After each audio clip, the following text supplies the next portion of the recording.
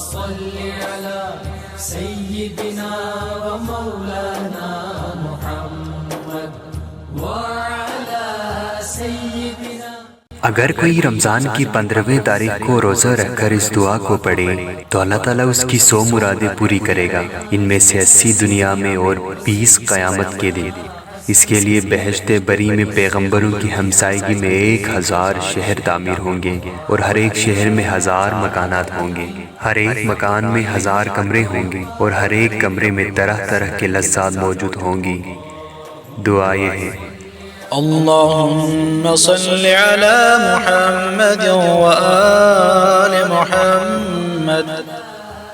اللهم ارزقني فيه طاعة العابدين، واملأ قلبي فيه من خشوع الخاشعين،